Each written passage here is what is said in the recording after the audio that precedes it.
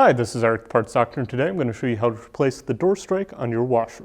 These instructions also apply to washers made by Whirlpool, including Maytag, Amana, and more.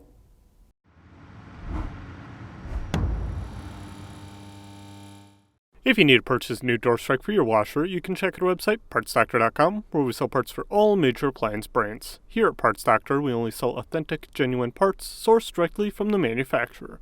The door strike engages with the door latch to secure the washer during the cycle, ensuring that it remains tightly sealed during operation. If the washer door strike fails, the door may not latch closed properly. This may result in the door not opening or closing properly, or water leaking from the washer during operation. Additionally, the washer may not start or operate as the safety mechanism inside the door latch prevents the cycle from initiating when the strike is not secured into the latch. Or you may see an error code related to the door lock or a lock symbol flashing on the LED screen.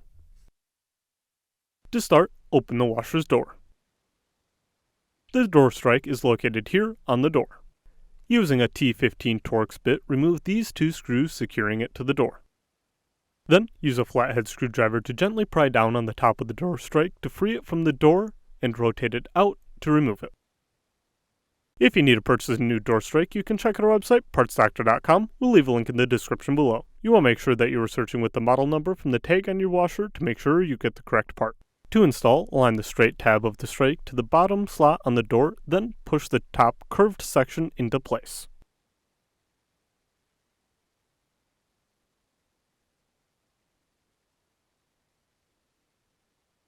Then, use a T15 Torx bit to install the two screws on the strike. Then, close the door to make sure that the new strike lines properly and shuts correctly. And that's it for today's video, and if you found this video helpful, make sure to leave a like and comment down below, and for more videos like this, please consider subscribing.